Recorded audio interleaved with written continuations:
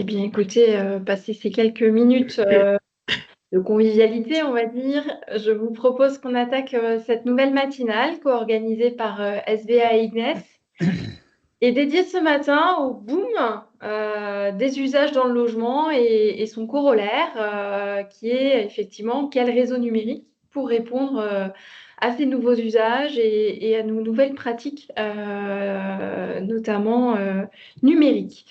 Alors, cette matinale est organisée ce matin en partenariat avec l'association Promotelec et Objectif Fibre.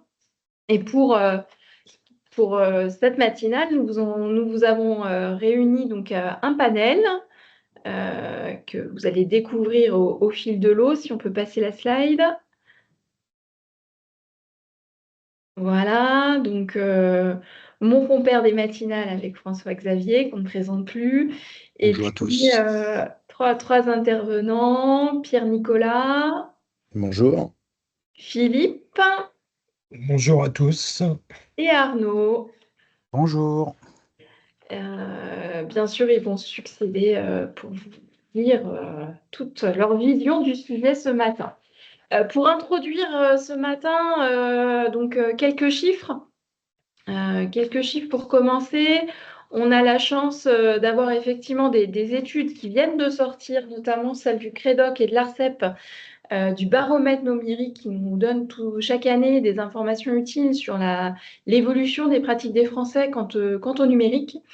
Et donc, premier chiffre qu'on vous partage, c'est cette réalité désormais que vraiment tous les Français sont des internautes, puisque à 94%, ils déclarent tous être effectivement connectés et utiliser Internet avec une fréquence quotidienne pour plus de 84% d'entre eux, ce qui est effectivement très important.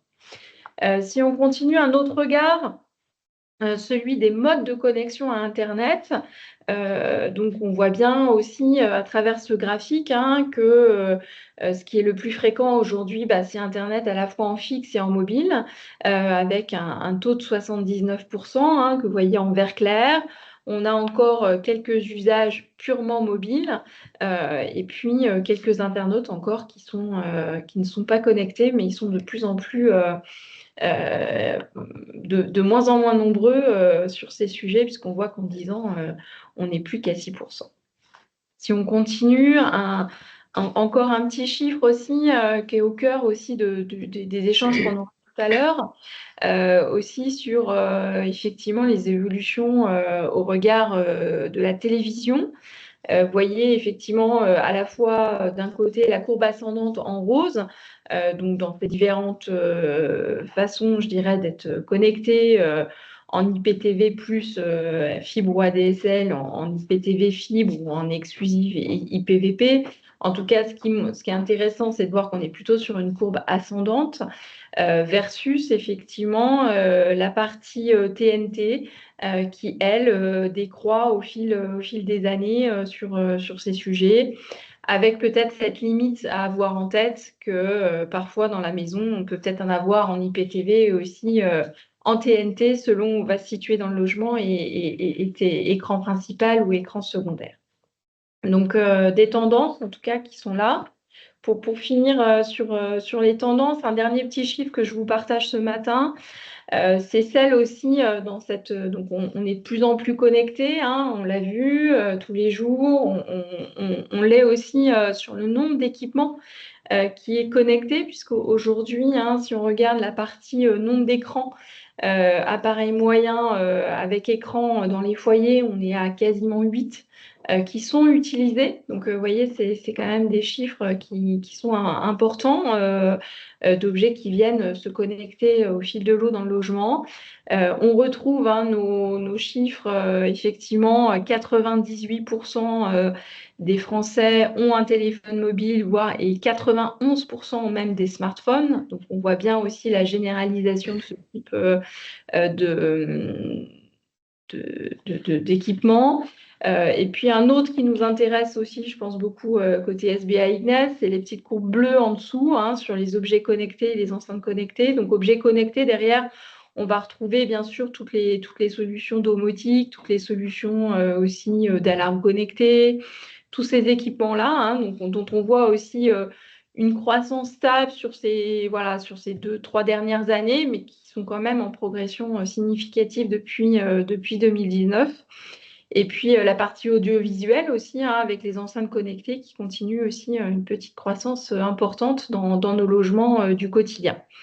J'en ai fini pour ce décor. Donc, on voit bien que le boom est là. Et donc, la question, c'est qu'est-ce que ça a comme impact sur nos infrastructures? Et du coup, quelle est la bonne infrastructure? Quel est le bon réseau numérique qu'il nous faut dans nos logements pour pouvoir profiter pleinement de cette vie numérique? Et pour répondre à cette question, on va passer effectivement certainement la parole à François-Xavier pour introduire le premier intervenant.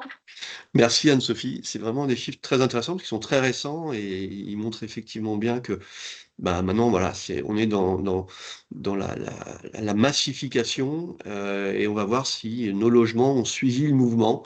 Donc Arnaud, je vais te passer la parole, hein. Tu es responsable des courants faibles chez Consuel. Donc tu vas déjà nous présenter Consuel parce que tout le monde en entend parler, mais je pense qu'il faut préciser exactement ce que vous faites, notamment dans les courants faibles. Et puis voilà, quelle est ta vision du sujet? À toi. D'accord, merci beaucoup. Donc bonjour à tous. Donc j'ai décidé de nommer un peu notre présentation les réseaux de communication dans le résidentiel parce qu'on peut voir qu'aujourd'hui, il y a eu pas mal d'évolutions au niveau sectoriel qui ont eu lieu. Et finalement, le résidentiel, ça ne se limite plus au logement. C'est le logement, c'est le bâtiment dans lequel on vit et c'est aussi le monde qui nous entoure. Alors, Consuel, on est connu et reconnu pour notre expertise en électricité. Ça fait plus de 60 ans qu'on réalise cela. On est parti aussi sur tout ce qui était lié à la partie transition énergétique, avec tout ce qui peut être IRVE, photovoltaïque, enfin toutes les énergies renouvelables. Et ça fait 30 ans quand même nous faisons des courants faibles. Et ce qu'on peut constater, c'est qu'aujourd'hui, tout se regroupe. Aujourd'hui, tous les éléments, il faut les piloter, il faut les contrôler, il faut les gérer. On a de l'énergie, on a de la puissance, on aura besoin de commandes. Donc la commande se fera en courant faible. La sécurité qui sera entièrement liée à tout le système de fonctionnement, ce sera via le système électrique. Et tout ce qui va être transition énergétique aura besoin vraiment de pouvoir être parfaitement géré avec cet ensemble courant fort, courant faible, sécurité, usage, pilotage, commande. Donc, on se rend bien compte que l'ensemble de la société a vraiment changé dans sa façon de vivre, de travailler, d'avoir accès au numérique. Hier, les outils technologiques qui avaient été créés étaient principalement à usage professionnel. On s'est cherché à automatiser des tâches, à optimiser les processus, on a amélioré l'information. C'était vraiment très dédié à usage professionnel. Et aujourd'hui, on a vraiment changé d'habitude, une véritable adaptation sociale à tout ce qui nous entoure. Hier, on parlait d'une fonction. L'utilisateur prenait ses fonctions par rapport à la technologie en place. Et finalement, on est vraiment rentré dans un cercle, pas vicieux ou vertueux, ça dépend un petit peu le point de vue qu'on regarde.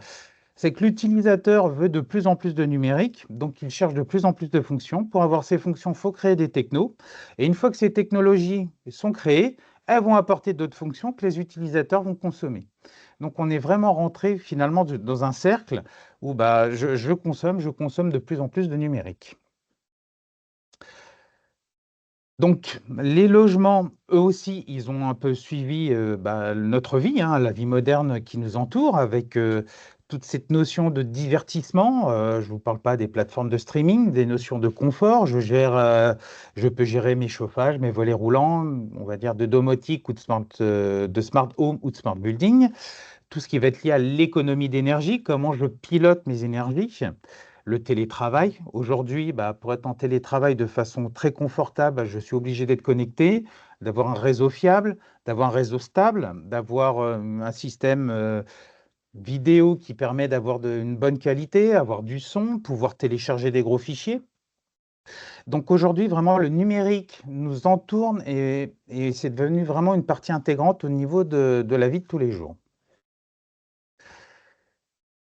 C'est que demain aussi, au niveau des bâtiments, il va y avoir vraiment beaucoup de choses qui vont se passer. hormis le fait qu'il va y avoir la fin du cuivre incessamment sous peu avec toutes les contraintes et finalement toutes les ouvertures qui seront possibles pour l'usage au sens stricto sensu du bâtiment, parce que je me limitais à une technologie qui était le cuivre, mais demain, je peux créer des colonnes de communication, je peux rajouter du service, je peux utiliser vraiment la fibre optique pour vraiment pour obtenir vraiment des bâtiments performants, connectés et qui peuvent vraiment fournir du service. Je fais abstraction, enfin, bien entendu, la grande partie, ce sera de la supervision et commande technique. Je peux savoir où en est ma consommation d'eau dans mon immeuble. Je peux savoir l'état de mes éclairages, tout ce qui va être télésurveillance, tout ce qui pourrait être lié à la téléalarme. J'aurai vraiment une vision globale. Si je suis bailleur, si je gère des parcs, je peux avoir en un point la vision globale de mon parc. Si je suis locataire ou propriétaire dans un immeuble, je peux avoir une vision en temps réel finalement de la vie de mon immeuble. Est-ce que tout se passe bien? Est-ce que j'ai pas de fuite d'eau? Est-ce qu'il est correctement chauffé? Voilà. Et tout ce qui peut être aussi maintenance préventive. Pour certains, pour différentes évolutions aussi, je pourrais avoir du service à la personne, hein, comme un intranet qui peut permettre de communiquer en interne ou avoir tout un système de conciergerie qui peut vraiment apporter un plus et une résidence. Donc, pour éviter un petit peu tout cela, il y a beaucoup d'aspects réglementaires qui sont présents. Il y a des arrêtés, des décrets. Il y a deux normes de référence qui sont la XPC, la NFC 90483 et la XPC 90486. Il y a eu la mise à jour de la NFC 1500 au niveau de son titre 11 qui reprend les principaux éléments. Il y a eu des documents vraiment de référence comme Objectif Fibre qui ont vraiment structuré différents documents pour vraiment avoir une vision globale. Il y a l'ARCEP, l'ARCOM, enfin voilà, tout le monde a vraiment dû s'emparer du sujet pour vraiment essayer de structurer, pour vraiment faire des réseaux ouverts et polyvalents pour qu'ils puissent tous être imbriqués. Sans la réglementation, malheureusement, on serait parti sur vraiment des systèmes complètement disparates. Et aujourd'hui, théoriquement, quand je suis dans un logement, j'ai une arrivée fibre, je peux brancher ma box, elle va fonctionner, que je sois à Lyon, Marseille, Lille ou Caen. Et pour l'usager classique, hein, là-bas, c'est l'électricité, ça ne doit pas électrocuter, l'eau, ça ne doit pas fuir, le gaz, ça ne doit pas exploser, et les courants faibles, ça doit fonctionner. Voilà, là-bas, c'est pas forcément la technologie qui compte, c'est le fonctionnement. C'est j'arrive, est-ce que j'ai du Wi-Fi, est-ce que j'ai de la 4G, 5G, est-ce que ma fibre optique fonctionne, est-ce que j'ai accès au service? Et ça, c'est vraiment un élément très important qu'il faut absolument prendre en compte. On a tendance à croire que c'est parce que j'ai un accès que j'ai un bon accès.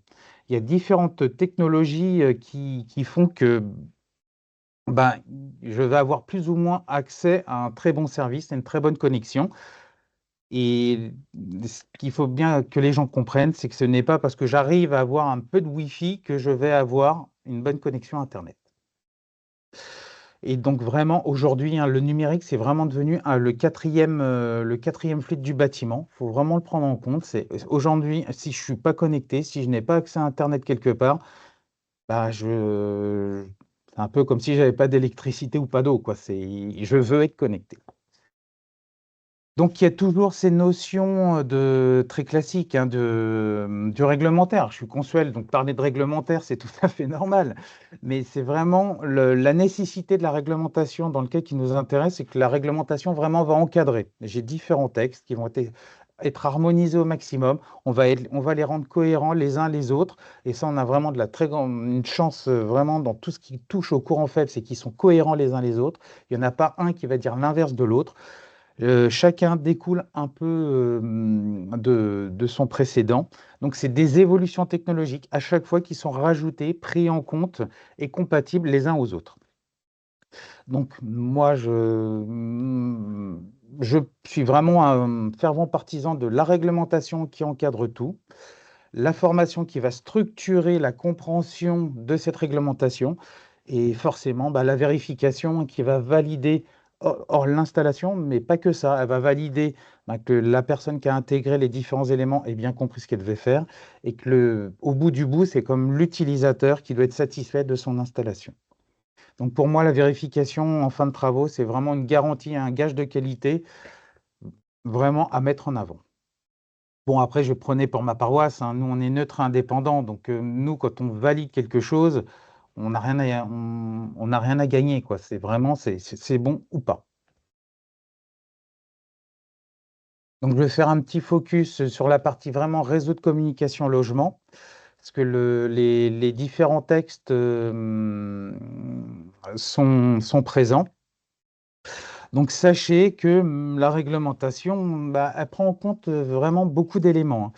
Vous avez différents niveaux de contrôle, donc 3 niveaux de contrôle en bas, qui est le premier qui est la vérification. Ben, l'installateur intégrateur qui a fait son installation va s'auto-contrôler, pour faire simple, va vérifier que son installation est fonctionnelle.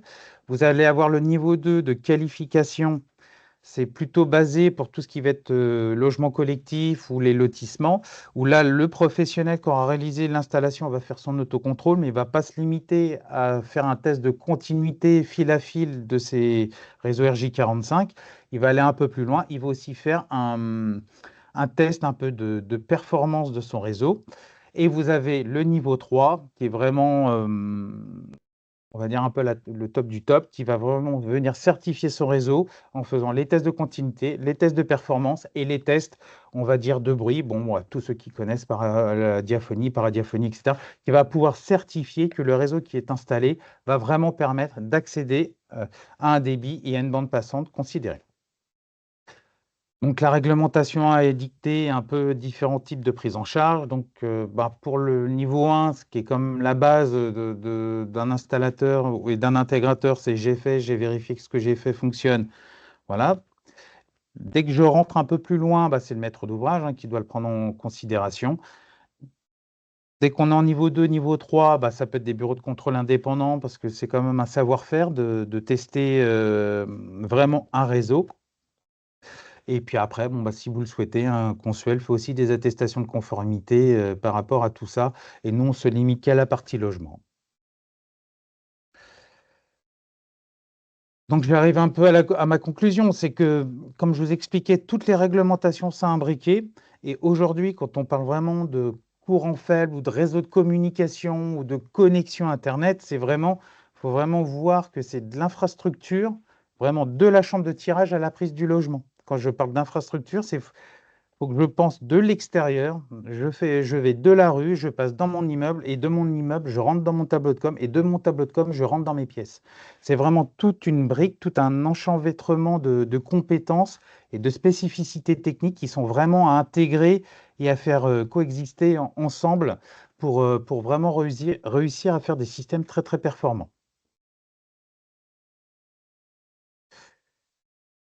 Donc la rue, c'est le guide objectif fibre, il est clair, il est net, il est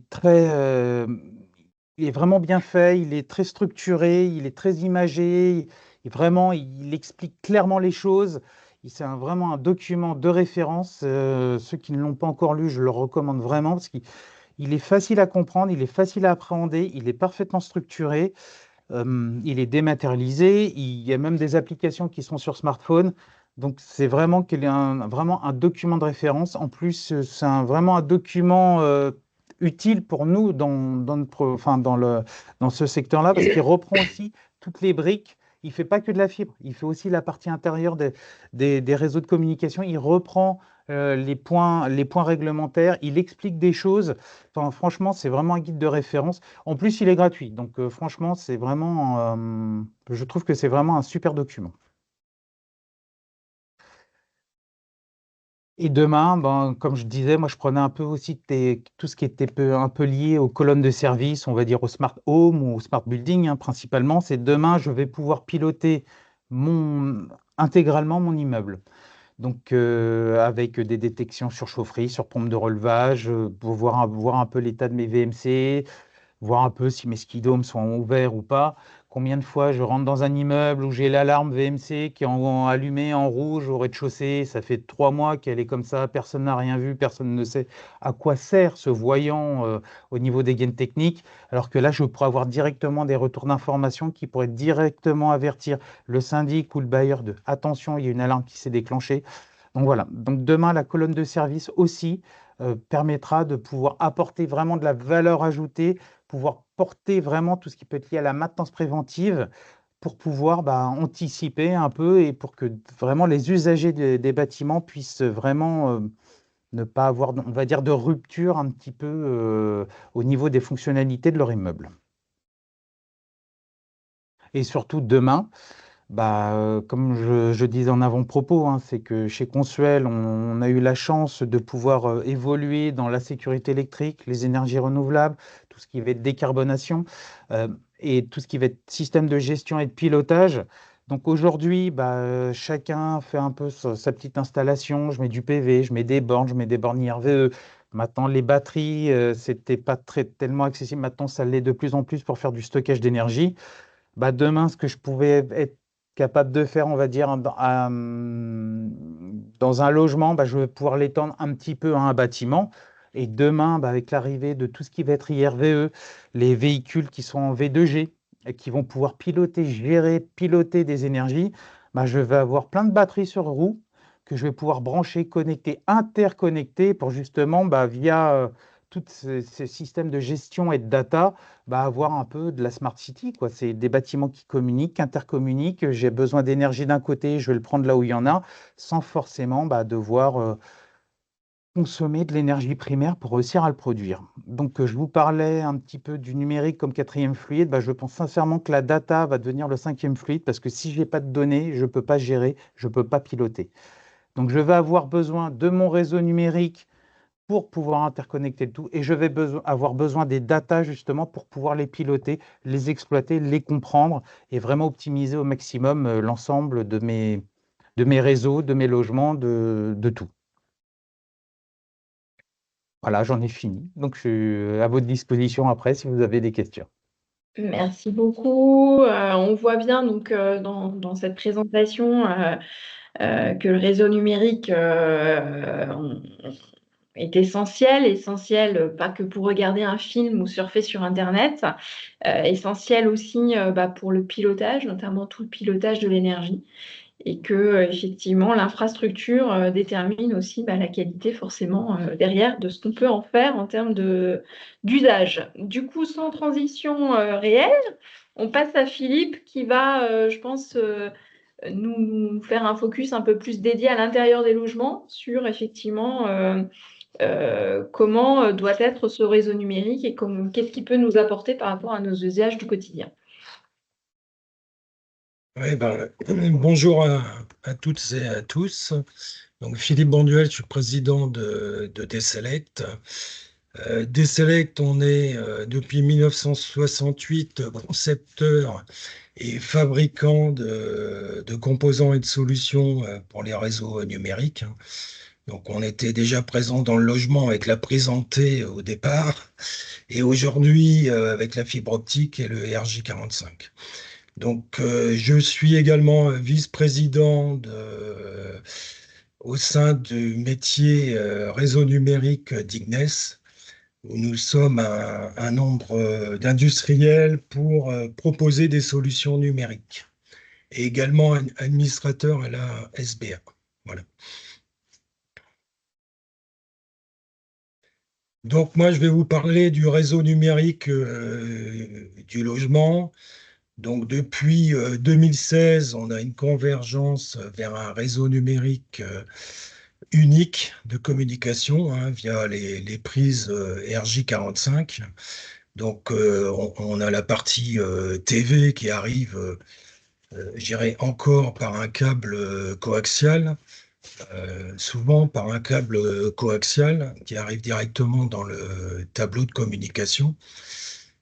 Le tableau de communication qui est dans le logement, le cœur de réseau.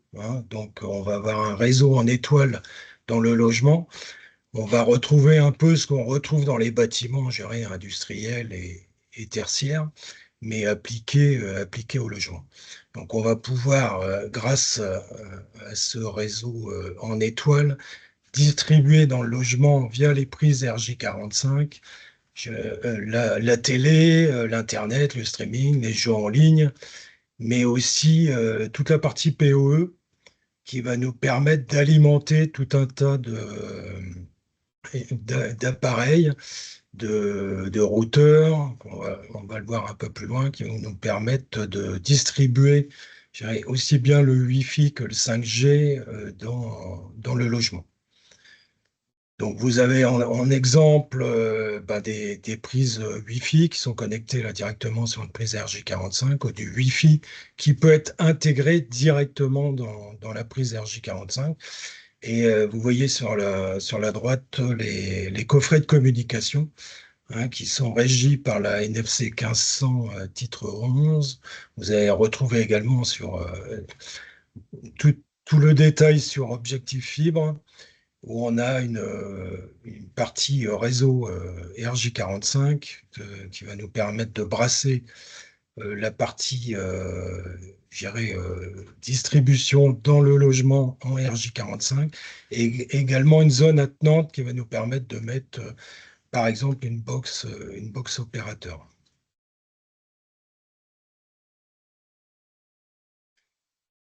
Donc, comme je disais, depuis 2016, il y a eu un arrêté du 3 août 2016 relatif à l'application de l'article R 111-14 du Code de la construction et de l'habitation qui a rendu obligatoire les prises RJ45 dans le logement.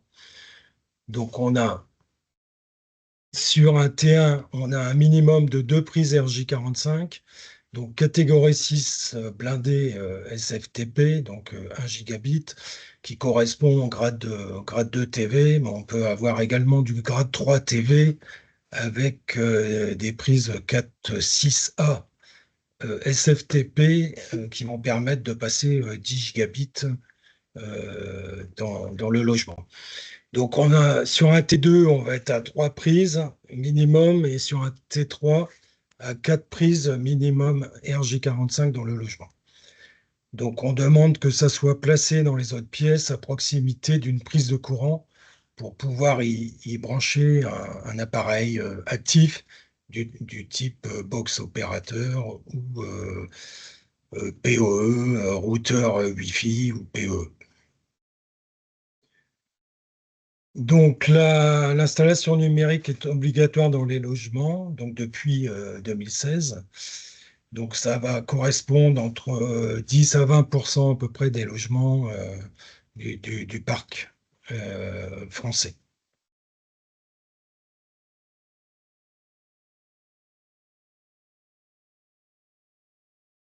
Donc, je vais vous parler également de solutions Wi-Fi câblées qu'on a lancées donc, avec Ignes, la CAPEB, Coedis, la FIEC, le CICABEL. Donc, il y a eu un communiqué de presse que vous avez sans doute vu, j'espère, le 25 mars 2025, et qui explique que la solution Wi-Fi câblée qui va permettre de passer, je dirais, plus de réseau de débit, plus de débit, je dirais, dans le logement. Et ça, je vais vous l'expliquer un peu plus loin. Donc, via une prise Internet, donc on va vraiment utiliser du très haut débit, je dirais, dans toutes les pièces du logement. Donc, c'est une solution simple. Cette installation va permettre de distribuer le très haut débit, apporter la fibre jusqu'aux prises Ethernet réparties dans le logement. Donc, on a une connexion qui est adaptable, qui est toujours à partir de la prise RJ45 Ethernet. Donc, soit vous allez vous brancher directement sur la prise Ethernet, donc directement avec votre PC, avec votre télé ou autre appareil. Et là, vous allez bénéficier tout de suite de 100 mégabits via le câble Ethernet, ce qui va permettre, par exemple, aux gamers de pouvoir jouer sans interruption et avec un débit, géré haut de gamme. Alors, vous avez la possibilité ensuite d'avoir le Wi-Fi câblé, où là, on va descendre dans les 20 mégabits à peu près, un Wi-Fi connecté directement sur la prise RJ45. Donc, soit une prise RJ45 qui embarque le Wi-Fi à l'intérieur de la prise 45, RJ45, mais qui est forcément PoE, parce qu'elle elle doit être alimentée hein, en 48 volts directement via, on verra un peu plus loin, via un switch PoE ou un injecteur PoE où on va amener gérer le courant en 48 volts sur deux paires de la prise RJ45 pour alimenter la borne Wi-Fi, où vous avez la solution toujours en 20 mégabits avec une borne Wi-Fi qui va être, elle, connectée directement également sur la prise Ethernet RJ45. Donc, pour tous les usages courants de la maison, qui sont des usages nomades en RJ45. Voilà, donc la solution PoE, donc le PoE, vous allez retrouver donc directement dans le coffret de communication, soit un routeur, un switch PoE, hein, qui est un switch qui peut être fixé en RIDE-IN directement dans le coffret de com et qui va distribuer, donc qui va être connecté sur le courant, le 220 volts, et qui va être connecté en RJ45 directement sur la box opérateur et qui va après servir de switch PoE, c'est-à-dire qu'il va distribuer sur toutes les prises RJ45 à la fois du 48 volts, alors bien souvent en 15 watts, 15,4 watts exactement, sur la paire 4, 5, 7, 8, et vous allez avoir sur la paire 1, 2, 3, 6 le réseau qui va être distribué directement sur les RJ45 jusqu'à des longueurs de 100 mètres, quoi. 100 mètres, c'est vraiment le maximum. Donc avec un câble soit grade 2 TV, soit grade 3 TV. Donc là, on aura plutôt tendance à prescrire un grade 3 TV qui va correspondre à un 4.6A SFTP en 10 gigabits, qui va permettre d'avoir un bon signal réseau qui va arriver sur toutes les prises RJ45 Ethernet. Alors, vous avez aussi une solution qui est juste un injecteur. Si on peut revenir au slide d'avant. Merci.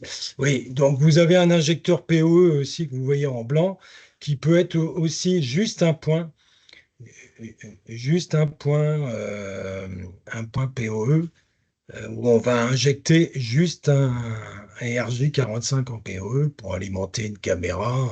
Quoi, vous avez tous les types d'appareils qui peuvent être connectés en PoE, hein, les points d'accès sans fil, que ce soit 5G, Wi-Fi, les caméras de sécurité, tout ce qui est téléphone IP, les éclairages LED, les capteurs de lumière, tout ce qui est CO2, COV, les passerelles domotiques, bien sûr, il y a beaucoup de passerelles domotiques installées en PoE, tout ce qui est automatisme du bâtiment, tout ce qui est CVC, quoi. On a tout un tas de produits qui sont aujourd'hui PoE.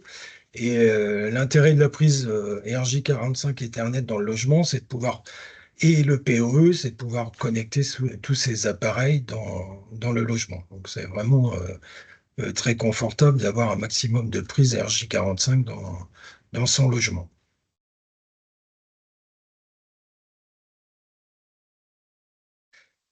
Voilà, donc le Wi-Fi câblé, donc on a fait des mesures hein, pour prouver et démontrer que le Wi-Fi câblé est efficace et surtout simple d'utilisation et de mise en œuvre. Donc vous allez pouvoir, par rapport à un répéteur, donc on a fait des tests par rapport à un répéteur. C'est-à-dire que c'est sûr que si vous avez un petit logement type T1, T2, on ne va pas avoir beaucoup de différences. Par contre, dès que vous allez passer sur un T3, T4, voire une maison individuelle, quand vous allez utiliser le Wi-Fi câblé, vous allez tout de suite gagner en performance hein, de transmission. de vitesse de transmission, c'est des questions de distance. C'est-à-dire que là, toujours, bon, quand on se connecte sur une prise réseau numérique, on va être à 100 mégabits, hein, je dirais, dans tout le logement. Donc, plus on aura de prise, plus ça sera simple de se connecter, je dirais, en RJ45 et de bénéficier de 100 mégabits. Après, au niveau Wi-Fi, on est à 20 mégabits quand on est assez proche, je dirais, de souvent la box opérateur, hein, qui va rayonner au niveau Wi-Fi. Et après, on va vite descendre dans les 10 mégabits, voire 5 mégabits, quand on se retrouve assez loin du point Wi-Fi. On va en plus partager, je dirais, le Wi-Fi à plusieurs. Alors qu'en remettant un Wi-Fi, une borne Wi-Fi, c'est-à-dire le Wi-Fi câblé, on va pouvoir remettre une borne, par exemple, dans une chambre ou un bureau un peu plus éloigné. On va donc régénérer un signal Wi-Fi qui va nous permettre de maintenir ces 20 mégabits un maximum dans le logement. Donc une meilleure qualité de connexion, voilà, qui garantit une stabilité des débits et surtout une bonne performance des débits. Donc, source toujours Objectif Fibre, hein, comme a mentionné Arnaud, donc, qui est notre Bible, je dirais, à tous sur le terrain. Voilà, donc c'est une solution durable, hein. Euh, Pourquoi? Parce que c'est une connexion Internet indépendante, c'est-à-dire que le Wi-Fi câblé va vous permettre d'avoir votre propre réseau Wi-Fi. C'est-à-dire que le jour où vous changez de box Internet, vous conservez votre réseau Wi-Fi. Vous n'avez pas besoin de reparamétrer, hein. Quand vous changez de box Internet, vous devez reparamétrer votre réseau Wi-Fi parce que votre clé Wi-Fi échange. Alors que si vous installez le Wi-Fi câblé dans votre logement, vous avez votre propre réseau Wi-Fi indépendant qui va venir se connecter après sur la box Internet, mais qu'elle soit de n'importe quel opérateur.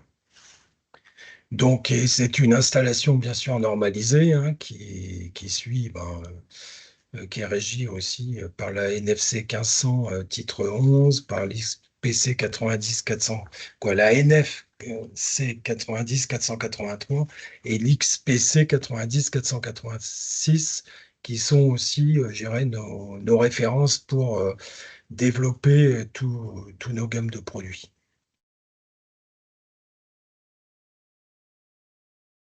Voilà, pour en savoir plus, il y a donc la campagne qui a été lancée par Promotelec, hein. Donc vous pouvez vous connecter sur le site promotelec.com, Wi-Fi-câble.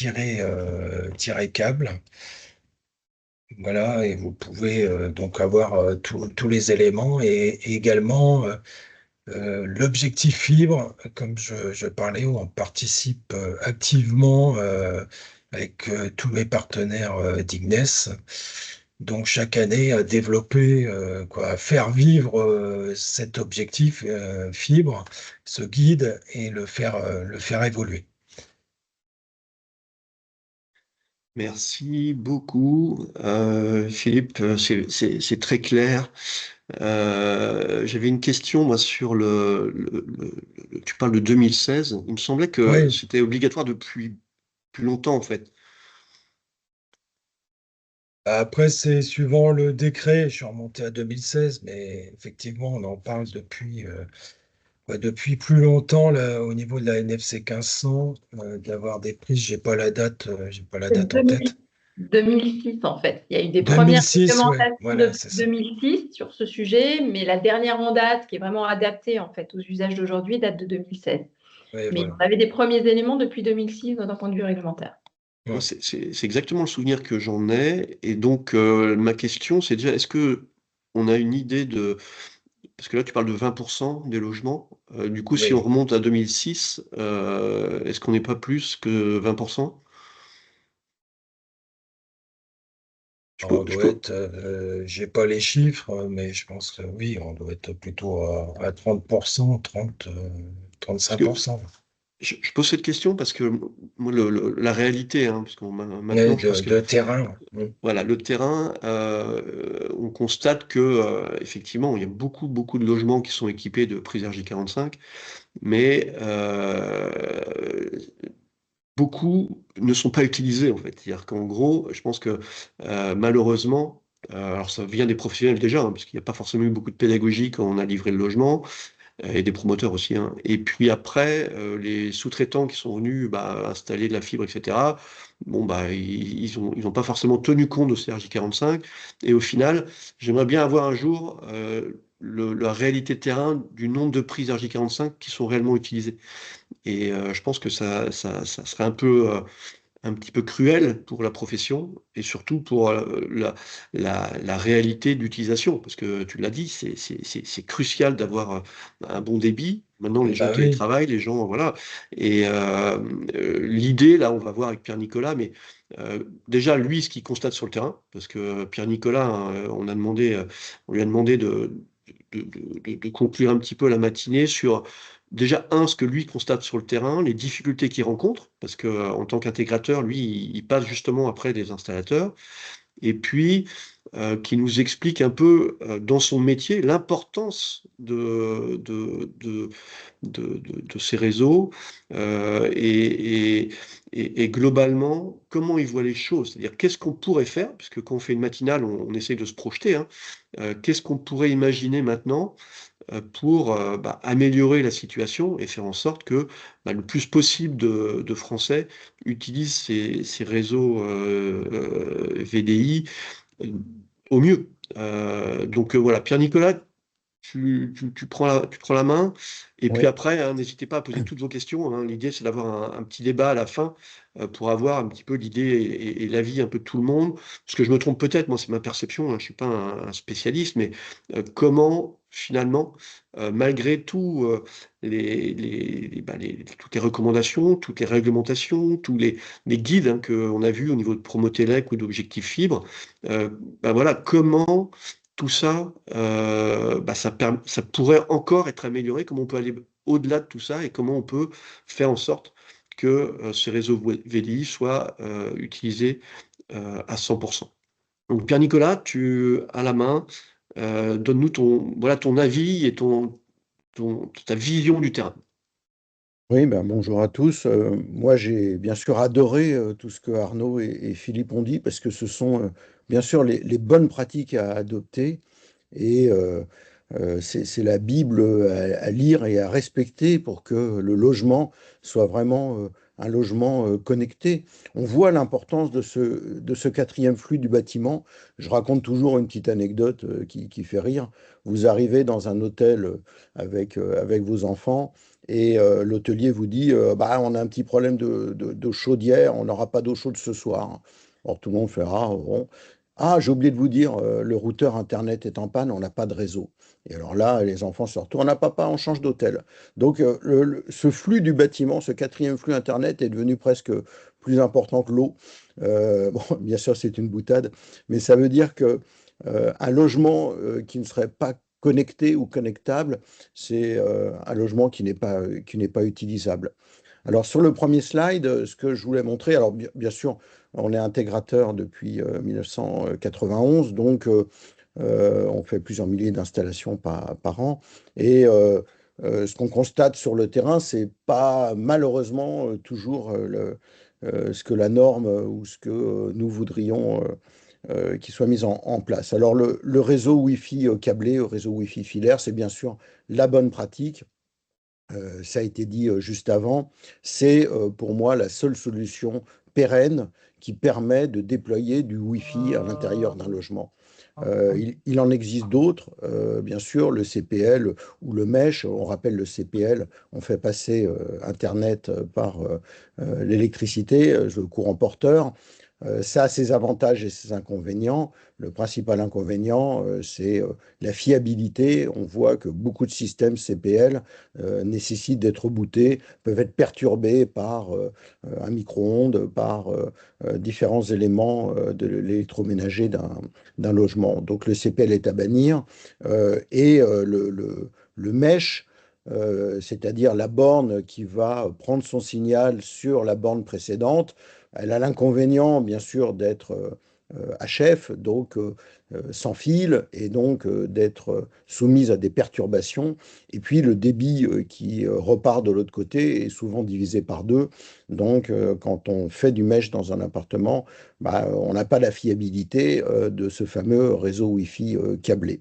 Alors on nous pose souvent la question en disant oui, mais vous êtes gentil, vous nous mettez des bornes Wi-Fi partout et les ondes et tout ça, et est-ce que c'est pas dangereux? Alors, il faut savoir que votre téléphone portable, celui que vous avez, votre smartphone, il émet 2 watts aujourd'hui.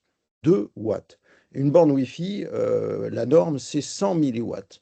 Donc, je vous laisse faire le calcul. La borne Wi-Fi émet beaucoup moins d'ondes que votre téléphone portable. Et puis, la borne Wi-Fi, elle est posée dans un placard, elle est fixée quelque part dans votre logement. Votre téléphone, ces 2 watts, vous les avez à l'oreille. Vous les avez collés contre vous. Alors, bien sûr, vous pouvez avoir des oreillettes, mais dans ce cas-là, vous l'avez dans la poche de votre pantalon. Et c'est pas ce qu'il y a de mieux pour les ondes. Et puis, dernière chose, plus vous avez de bornes Wi-Fi dans un appartement, moins il y a d'ondes. Alors souvent, les clients me disent, mais comment c'est possible? Plus il y a de bornes, moins il y a d'ondes. Bah oui, parce que si vous n'avez qu'une seule borne Wi-Fi, par exemple votre box dans le logement qui se trouve à l'entrée du logement, et si, comme on le voit sur le dessin, là, vous êtes à l'opposé sur la terrasse, votre appareil, votre smartphone qui va se connecter en Wi-Fi, ou votre tablette ou votre ordinateur va émettre beaucoup de puissance pour aller chercher la borne Wi-Fi qui est loin, qui est à l'opposé du bâtiment. Or, si vous avez une borne Wi-Fi qui est proche de l'endroit où vous travaillez, bah là, votre ordinateur, votre smartphone n'a pas besoin d'émettre beaucoup de puissance pour aller chercher le signal Wi-Fi qui se trouve juste à côté. Donc, c'est à retenir, plus il y a de bornes Wi-Fi dans un appartement, moins il y a d'ondes. Et ça, c'est vraiment un argument qu'on peut utiliser. On le voyait tout à l'heure dans le slide de Philippe que un smartphone consommait beaucoup plus qu'une borne Wi-Fi quand il émet en GSM, bien sûr, plutôt que quand il émet en Wi-Fi.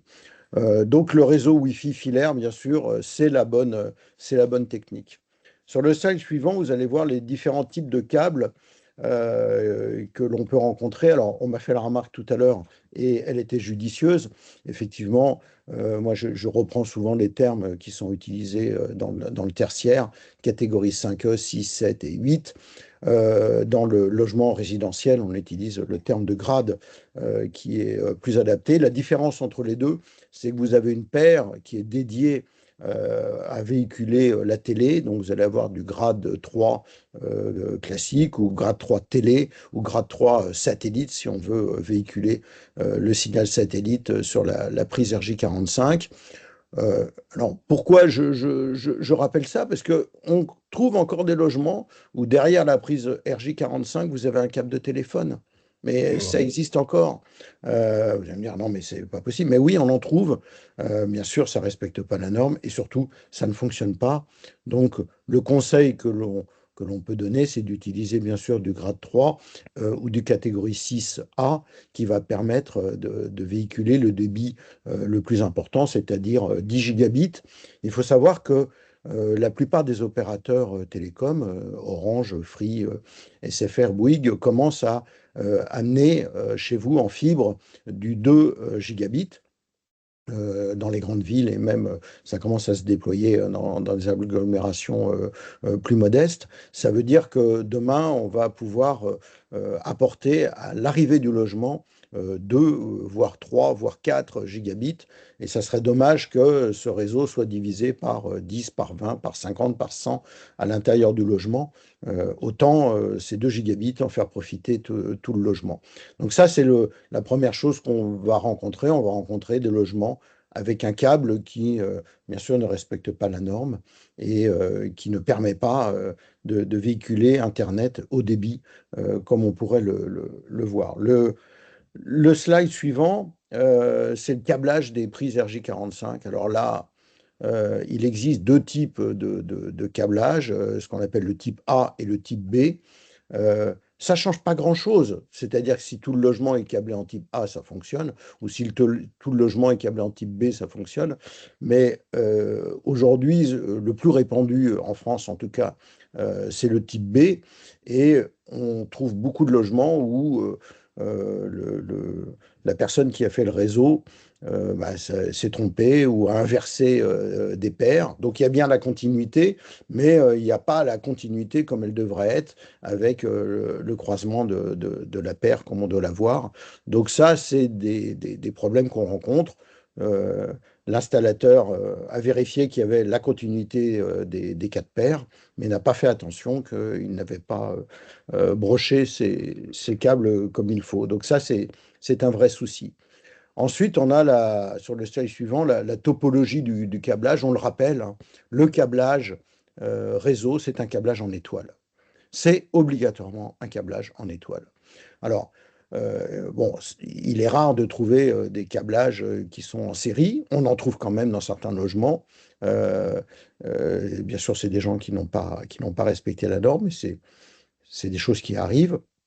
Et il est indispensable que l'ensemble des câbles en étoile arrivent là où se trouve le tableau VDI. Bien sûr, sur la prise, on peut rajouter un switch et repartir en étoile à nouveau parce qu'on a une prise dans la chambre et qu'on a besoin de brancher plusieurs équipements, sachant que le filaire sera toujours meilleur que le non-filaire et que le réseau. Donc ça, c'est des pratiques qui sont indispensables, le câblage en étoile, et malheureusement, ce n'est pas toujours le cas. Sur le dernier slide, c'est le problème qu'on va rencontrer, c'est-à-dire que le type de câble, c'est le bon câble, le type de câblage, c'est le bon câblage, la topologie est respectée, et pourtant on n'a pas de débit. Alors là, et c'est les problèmes les plus courants, parce qu'effectivement, l'appartement a été certifié, tout va bien, et pourtant, vous allez brancher votre équipement et vous n'aurez pas de débit. Alors, pourquoi on n'a pas de débit? Alors, il peut y avoir plusieurs raisons. Des perturbations électromagnétiques qui sont liées à des câbles courant faible qui sont passés trop près de câbles courant fort ou de câbles qui ont été abîmés pendant le passage, des pliures, des rayons de courbure qui n'ont pas été respectés. Et donc, ces problèmes de débit sont vraiment des problèmes très importants, puisque vous avez respecté la norme, vous avez tout fait comme il faut, et au bout de la prise, vous n'avez pas ce que vous pouviez espérer, ce que vous pouviez attendre. Et là, malheureusement, à part repasser un câble, il n'y a pas de solution miracle. C'est pour ça qu'effectivement, mettre plusieurs prises, pardon, dans les pièces, aller au-delà de la norme, c'est toujours préférable dans le cas où on a un souci au moment du passage de câble. Après, je dis souvent, un logement connecté, c'est plus compliqué qu'un bureau. Parce que dans un bureau, vous allez avoir un ordinateur, vous allez avoir peut-être une barre de visioconférence, mais vous avez très peu d'IoT. Or, dans un logement, si vous allez scanner le réseau IP d'un logement, vous pouvez avoir 3, 5, 10, 20 appareils connectés, 20 adresses IP qui sont prises, et vous retrouvez avec des problèmes. Le problème le plus courant, c'est par exemple des enceintes connectées qui vont, alors je vais citer une marque parce que c'est la plus répandue, c'est la marque Sonos. Les gens se disent, tiens, on va écouter Pierre-Nicolas, on va brancher toutes nos enceintes sur le réseau IP, donc ils les branchent en filaire. Et puis les enceintes, elles émettent aussi en Wi-Fi, parce que par défaut, l'enceinte, elle marche en Wi-Fi. Et là, vous vous retrouvez qu'une boucle, puisque l'enceinte, elle va se connecter et une première fois en filaire et une deuxième fois en Wi-Fi. Et une boucle dans un réseau IP, c'est un réseau IP qui tombe. Et là, il n'y a plus de débit. Eh bien, je peux vous dire qu'avant de trouver cette panne, vous allez y passer des heures, parce que vous allez essayer de comprendre pourquoi votre réseau, vous avez respecté tout ce qu'il fallait, vous avez fait dans les règles de l'art, et pourtant, vous n'avez pas de débit. Donc, évidemment, comment on trouve ça? Bah, petit à petit, on va débrancher l'ensemble du réseau, on va rebrancher chaque IoT séparément, et puis à un moment, on va s'apercevoir que en branchant cette enceinte-là ou cet appareil-là, on a beaucoup de produits, j'allais dire, chinois, entre guillemets, achetés sur des sites peu recommandables et qui ne respectent pas les normes et qui vont créer des perturbations sur le réseau IP. Donc ça, c'est un petit peu notre retour d'expérience.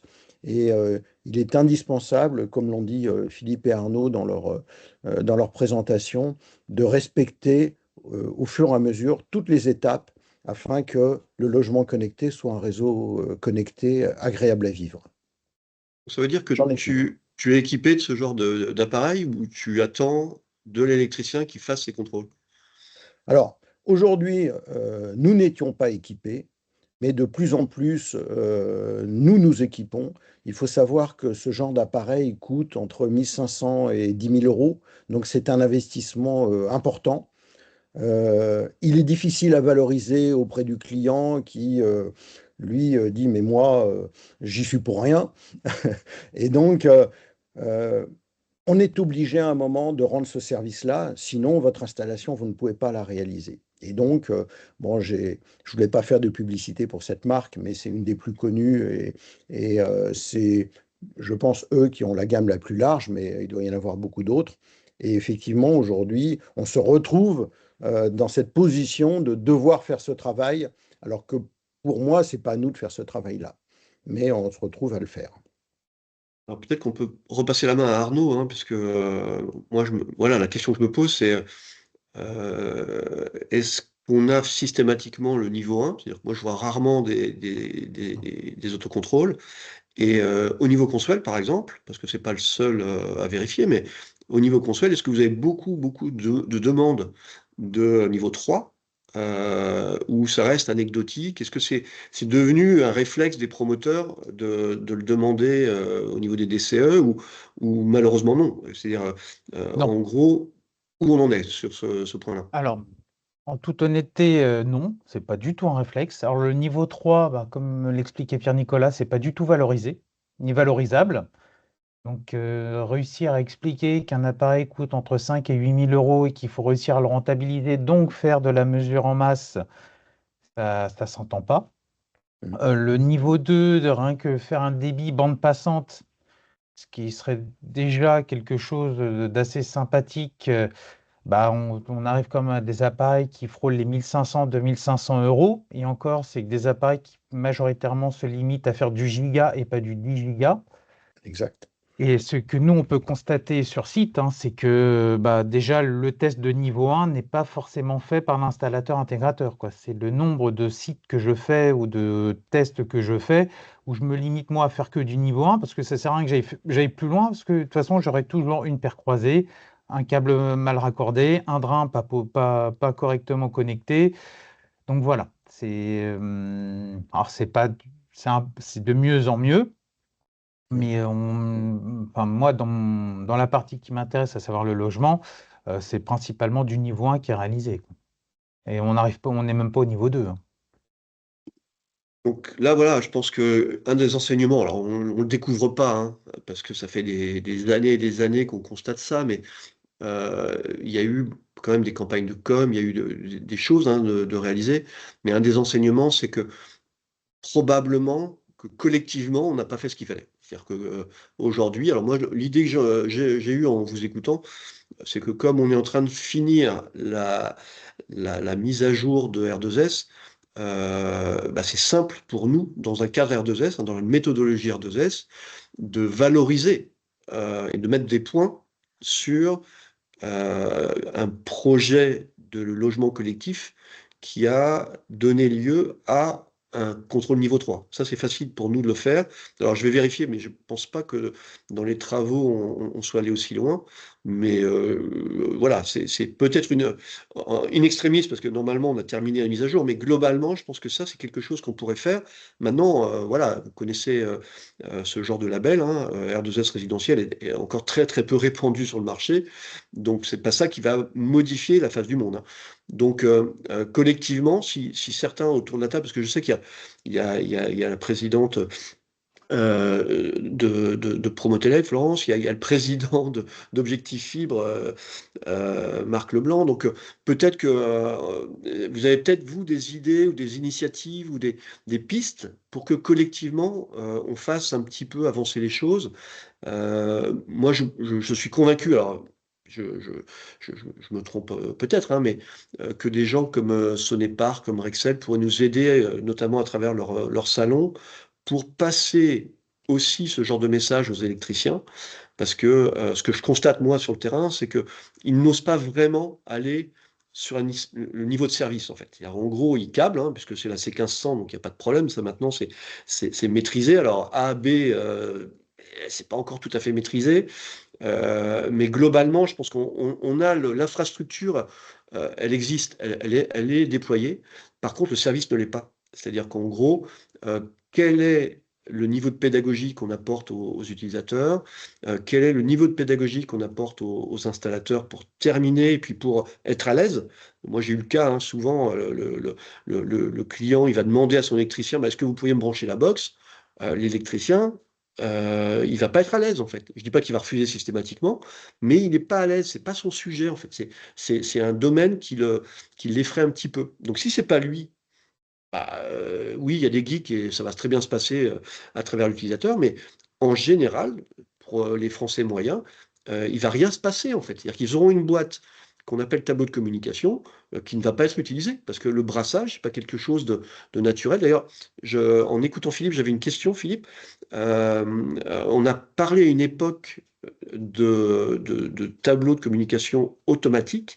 Est-ce que ça se fait encore? Parce que c'était sur le papier une bonne idée, mais est-ce que c'était une fausse bonne idée? Est-ce que ça se fait encore ou ça a disparu, ça? Moi, ça a disparu, quoi. J'ai pas de connaissance de tableau de communication automatique. C'est vrai que c'était il y a quelques années qu'il y avait quelques tableaux automatiques où ça switchait d'une prise RJ45 à une autre, mais là, depuis, j'ai pas entendu parler de tableau automatique depuis des années, hein. Donc, pour moi, ça répondait à une des problématiques des réseaux numériques. C'est qu'en Bah, gros, c'était un problème de prix. ouais, probablement, mais au Ouais. final, je pense que la notion de brassage, c'est une notion qu'on maîtrise dans le tertiaire, il n'y a aucun problème dans le tertiaire, mais le brassage, il n'est pas maîtrisé par les Français moyens, en fait. C'est pas évident, et je voulais signaler aussi que je constate très souvent, quand on livre les logements, que les prises ne sont pas numérotées, en fait. Donc, comment faire du brassage Ouais. si les prises ne sont pas numérotées? Donc, voilà, est-ce que ça a été testé? Est-ce que c'est réellement opérationnel? Un débit correct, et est-ce que c'est facile pour l'utilisateur de s'y retrouver dans ce brassage, et cetera.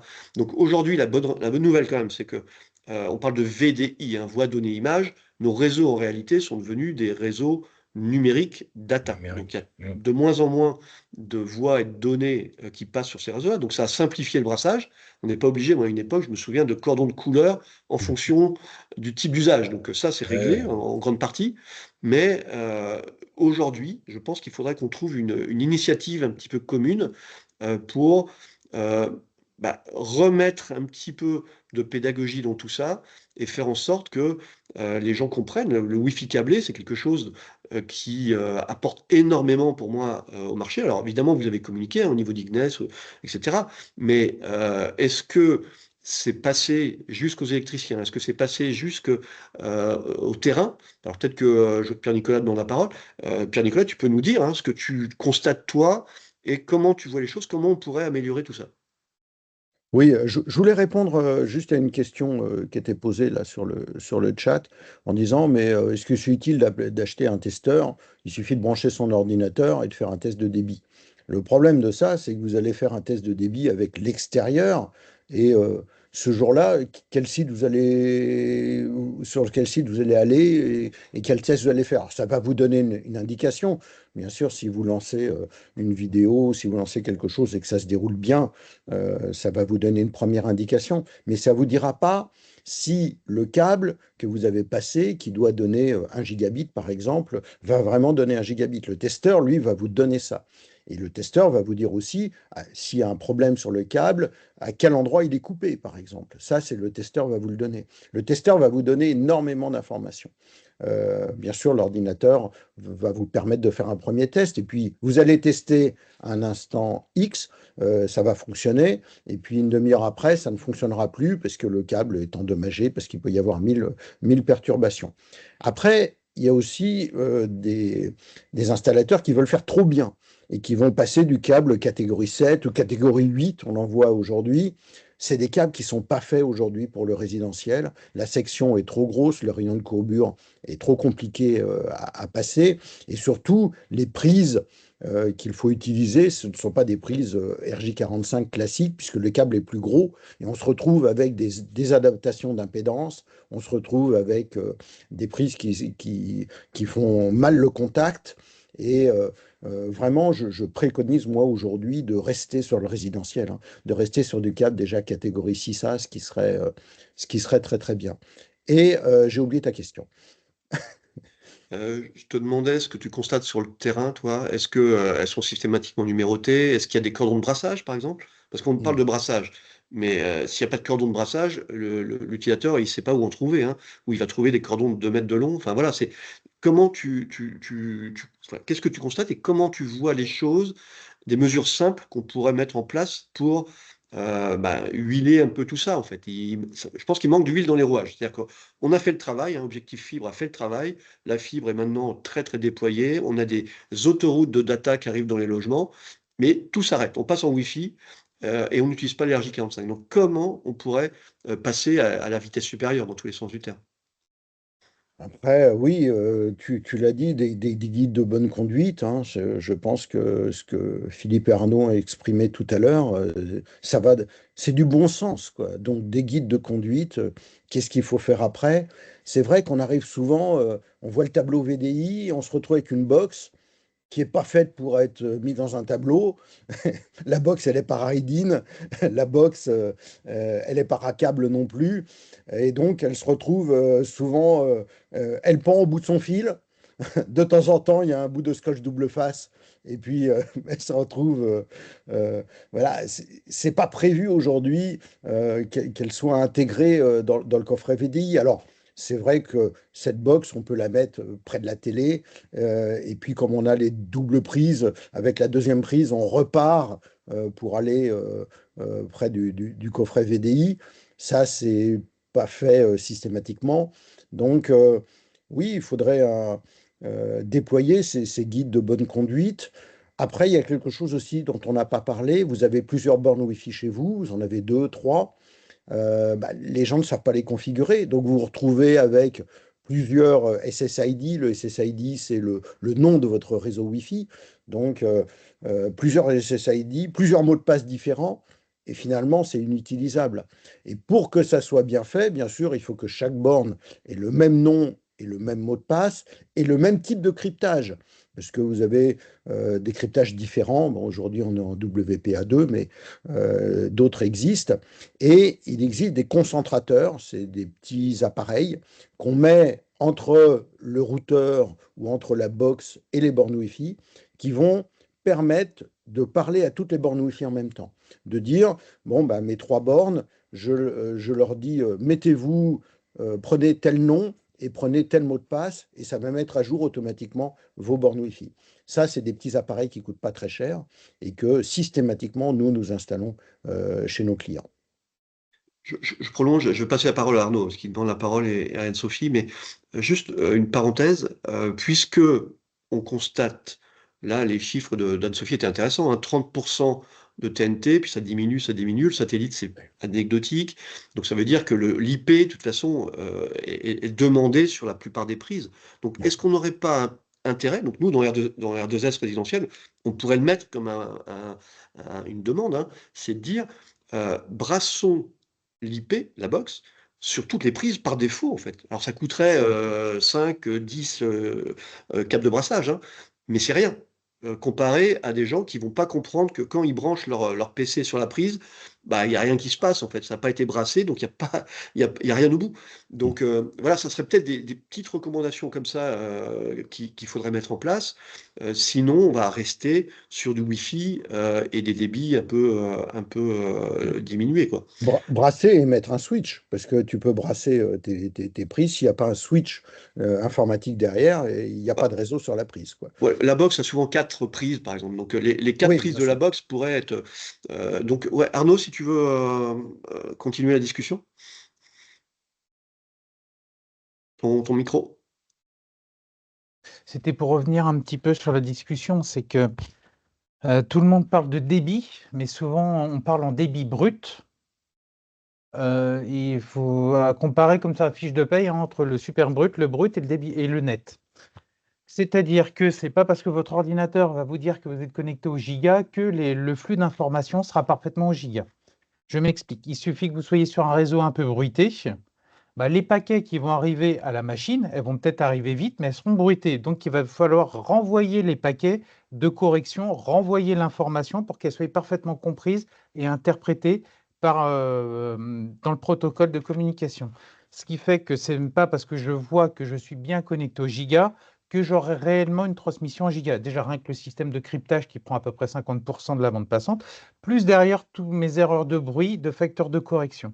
Ce qui fait que c'est comme le gros avantage d'un système filaire, c'est vu que c'est un système qui est beaucoup plus stable, fiable et qui résiste à beaucoup de choses, bah, le débit net sera vraiment beaucoup plus intéressant que sur un réseau Wi-Fi qui, bah, avec les perturbations, etc., a toujours tendance à avoir des bits perdus qu'il faut corriger et reprendre.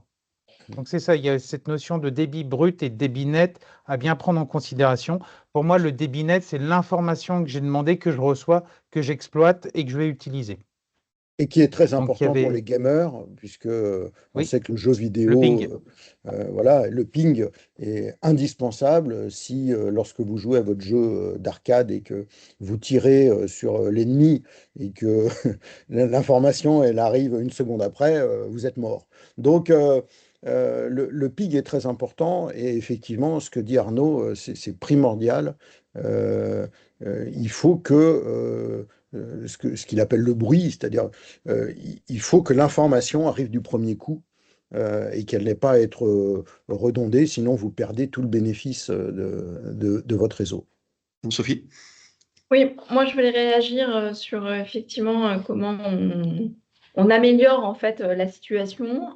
Je pense que les guides ils existent, hein, côté Objectifib, ils sont là, ils sont disponibles, on a la version numérique, etc. Donc on a vraiment plutôt un enjeu de faire connaître. Et il manquait pour moi une pièce dans le puzzle qui était vraiment cette communication aussi auprès du grand public. Et c'est tout le travail qu'on vient collectivement de faire avec l'ouverture du site Promotelec Wi-Fi câblé. On retrouve en fait tout un tas de questions du quotidien qu'on peut se poser, comment améliorer mon Wi-Fi, comment j'ai un problème de connexion. Et à partir de là, on va guider en fait petit à petit l'utilisateur vers les bonnes questions et aussi les bons réflexes sur ce sujet. Donc pour moi, on est vraiment sur un enjeu plutôt du faire savoir sur ces thématiques-là. Il y a un autre élément, je pense, intéressant dans notre culture générale, puisque finalement, les réseaux numériques, on a appris à servir d'un ordinateur, et ben, il faut qu'on apprenne un tout petit peu à comprendre ce que sont les éléments clés de cette infrastructure numérique. Et peut-être pour ceux qui ont des enfants, vous avez vu que voilà, vers l'âge de la troisième, la seconde, ils passent ce qu'on appelle aujourd'hui la certification PICS. Et dans PICS, en fait, il y a 5, c'est une évaluation des connaissances numériques. Donc, dans lequel il y a 5 domaines. Hein. Il y en a un sur comprendre ce que c'est qu'une fake news, comprendre voilà, comment ce qu'est le cyberharcèlement, donc la vie numérique. Mais il y a une brique qui est dédiée à l'infrastructure. Et je pense que dans cette brique, vous pouvez voir, il y a déjà pas mal d'informations qui sont données pour expliquer ce que c'est qu'un serveur, pour expliquer ce que sont les signaux, comment ça fonctionne. Et donc, on a cette éducation générale, je pense, à accompagner auprès des Français sur c'est quoi les éléments clés d'une connexion. Voilà. Ça ne vient pas de la Lune. Et il faut qu'on comprenne les fondamentaux de comment ça marche sur ce sujet. On a un réflexe quand l'électricité ne marche pas d'aller voir son tableau électrique. Eh bien, il faut qu'on crée ce réflexe quand on a un problème de connexion, d'aller voir son tableau de communication. Et donc, moi, je vous incite vraiment à motiver, enfin, à concentrer vos efforts sur le faire savoir. On a plein d'outils et maintenant, il faut les diffuser auprès des acteurs. On a créé aussi sur le site de Promoselect, vous retrouverez aussi un petit outil de diagnostic rapide, en fait, d'autodiagnostic, comme on l'a appelé. Quelques questions clés, en fait, pour aussi vous aider à comprendre si votre logement il a quelques briques ou pas de réseau numérique, et puis faire savoir ces prix d'RJ45 qui sont souvent finalement l'élément emblématique de l'installation, celui qu'on voit, qui est pas, malheureusement, les câbles, on les voit moins. Le tableau de com, on n'a pas toujours ouvert le placard. Et donc, prendre conscience que quand on a des prises RJ45, elles ont une fonction, elles peuvent être utiles et qu'on peut commencer à travailler son réseau numérique. Merci Anne-Sophie. Je pense qu'on peut finir par un petit tour de table, hein. Pierre-Nicolas, tu peux commencer sur un petit peu ta petite synthèse ou ta recommandation. Et puis peut-être juste préciser comment tu vois ce binôme électricien intégrateur. Parce qu'un des sujets de tout ça, c'est qui fait de la pédagogie, hein. Et si c'est pas l'électricien, l'intégrateur peut le faire, s'il est en mesure de le faire. S'il est aussi appelé, hein, parce que les intégrateurs ne sont pas systématiquement appelés. Et comment est-ce que ce binôme finalement fonctionne? Comment tu vois les choses? Et voilà, une dernière recommandation peut-être, comment tu penses qu'on pourrait faire avancer le débat? Oui, ce binôme électricien intégrateur, pour moi, il est indispensable. On le vit tous les jours. Il est à géométrie variable. Sur le terrain, on rencontre des électriciens qui ont le niveau d'un intégrateur domotique, j'allais dire multiservice. Et dans ce cas-là, nous, on rajoute les petites briques qui manquent. Et puis, de temps en temps, on tombe sur des électriciens uniquement courant fort et pour lesquels on va déployer un accompagnement plus poussé. Donc, ce binôme, il est indispensable et c'est en fonction des capacités ou du désir de l'intégrateur d'aller plus ou moins loin. Mais il fonctionne très très bien. On est complémentaires. On est complémentaires. Euh, Moi, je ne sais pas, je ne connais pas l'électricité et l'intégrateur et l'électricien ne peut pas connaître toutes les subtilités de l'audiovisuel, de l'HDMI, etc. Donc ce binôme, on y croit beaucoup. Et je pense aussi, alors je vais lire les documents qui ont été présentés tout à l'heure, mais il faut absolument rassurer les gens sur cette histoire d'ondes. Ça, c'est les questions qu'on nous pose systématiquement. Ah, vous allez nous mettre combien de bornes Wi-Fi? 3. Oh là là là là là là, mais on va mourir grillé. Et donc, il faut absolument rassurer les gens parce que c'est évidemment, euh, plus on, plus on met de radiateur, plus on a chaud, ok? Donc plus on met de bornes Wi-Fi, plus on a d'ondes, alors que c'est l'inverse. Et ça, c'est une pédagogie qu'il faut avoir, expliquer la différence que ça c'est 2 watts et je le mets là en permanence. Moi, je dois passer 3 heures au téléphone par jour. Je suis fou de faire ça. Je ne devrais pas le faire. Alors que la borne Wi-Fi, c'est limité à 100 milliwatts, quoi, c'est-à-dire 20 fois moins. Et donc, il faut de la pédagogie aussi pour rassurer les gens sur la propagation des ondes. Merci beaucoup Pierre-Nicolas pour ton intervention et tout ce que tu viens de citer là. Peut-être Arnaud, voilà, en mot de la fin, comment toi, à ton niveau, au niveau consuel, comment on peut faire en sorte que typiquement vous soyez plus appelé, que vous ayez plus de missions de contrôle, comment tout ça, ça peut se mettre en musique en fait. Communiquer, communiquer, communiquer, communiquer, communiquer. Il n'y a que ça, faire le tour, aller dans tous les domaines. Là, on peut être dans un domaine électricien, dans un domaine intégrateur, on peut être dans différents domaines. C'est qu'on voit qu'aujourd'hui, toute cette partie courant faible ou communication au sens large, elle touche tous les domaines, partout. Que ce soit une pompe de relevage perdue au milieu d'un champ ou que je sois en plein cœur de la défense, tout est connecté aujourd'hui. Il y a plein de technologies. Toutes les technologies qui sont mises en place aujourd'hui ou vendues sont là pour faciliter l'usage. Comme disait Pierre-Nicolas, bah, il y en a, ils sont tellement simples que même quand on veut je reprends l'idée, enfin, ce qu'il expliquait sur Sonos, c'est que bah, par défaut, il met son Wi-Fi activé. J'ai beau le brancher en filaire, il garde le Wi-Fi parce que par défaut, ce sera simple. Et c'est pareil avec les box. On croit qu'une box, alors les box sont très bien faites, c'est pas le problème, mais aujourd'hui, tout est fait pour finalement faire abstraction quelque part de la qualité potentielle à la facilité d'usage, à la facilité de je vois un truc, ah bah je peux m'y connecter. Voilà, que je ne veux pas parler des réseaux non sécurisés qu'on peut avoir dans différents hôtels, cafés et autres. C'est ah j'ai un réseau, je m'y connecte. Et je ne sais pas du tout ce qui se passe derrière. Euh, Toutes les infrastructures aussi qui sont, franchement, on a des super câbles, des super prises, du super matériel. On a, enfin voilà, vraiment des très beaux éléments qui peuvent être mis en œuvre dans un logement et ils ne sont pas forcément utilisés à leur plein potentiel, ou ils sont là, mais ils sont oubliés. Et donc, je trouve que c'est vraiment dommage d'avoir possibilité d'avoir quelque chose de très fonctionnel et de se dire, bon, c'est bon, je vois que j'arrive à me connecter, c'est bon. Et la règle de si c'est du fixe, c'est en câble, je vais prendre l'image d'une télé connectée, hein, basique.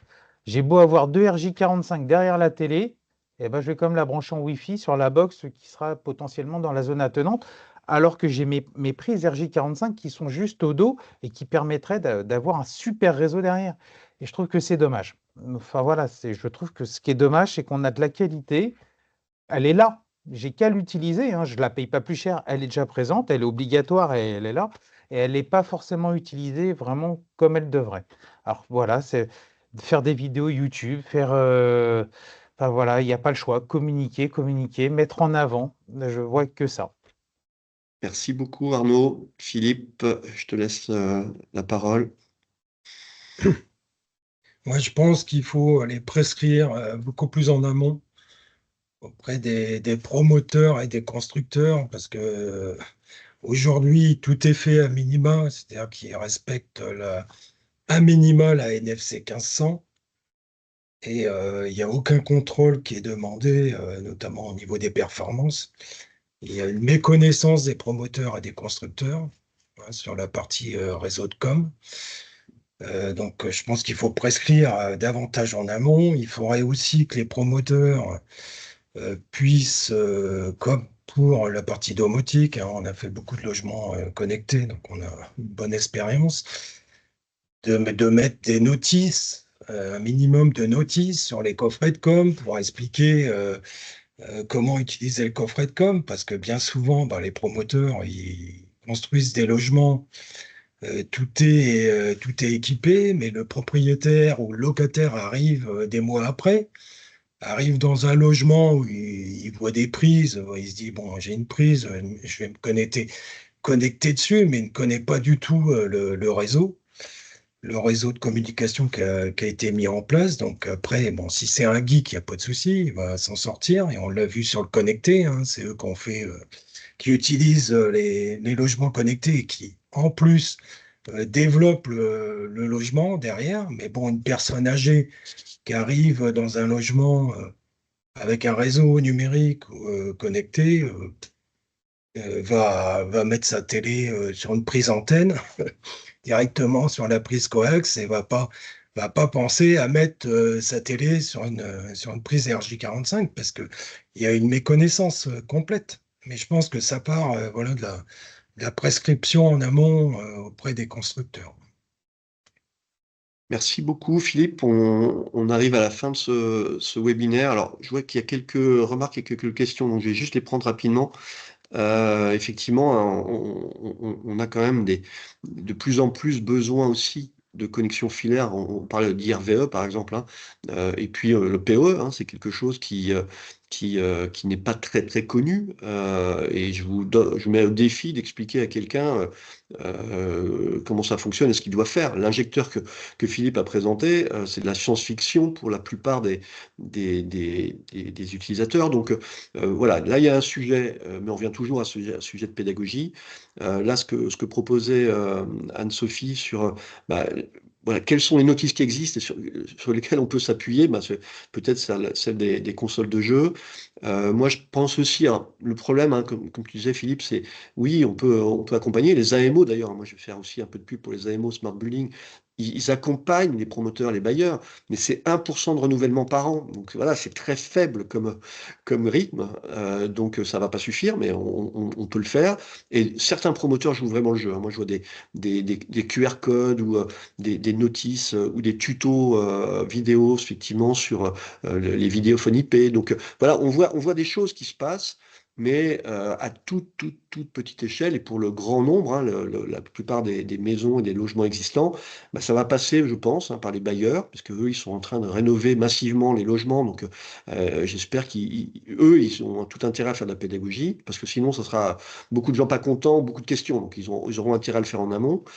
Pour les promoteurs, bon, on en a parlé. Et puis pour les copros, je pense qu'il y a un vrai sujet de pédagogie au niveau des copros, parce que si on a un ambassadeur au niveau du conseil syndical, par exemple, quelqu'un qui maîtrise et qui connaît, lui, il va expliquer, c'est génial, on a des RJ45, il va positiver tout ça, et ça aura évidemment beaucoup plus d'impact. Merci à tous, notamment à nos trois intervenants. Merci évidemment, comme d'habitude, à Ignace pour tout son apport dans ces webinaires. Merci aux équipes de l'ASBA pour la préparation de tout ça.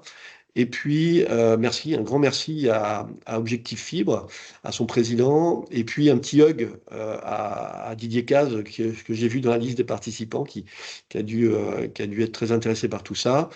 Et puis, évidemment, merci à Promotelec. Et puis, on compte sur Promotelec, notamment, hein, pour toute cette pédagogie. Donc, tout ça, ça sera en replay. Donc, faites suivre le replay autour de vous. Et puis, rendez-vous au prochain webinar SBA Ignace prochainement. À très bientôt. Merci à tous. Au revoir. Merci, au revoir. Au revoir.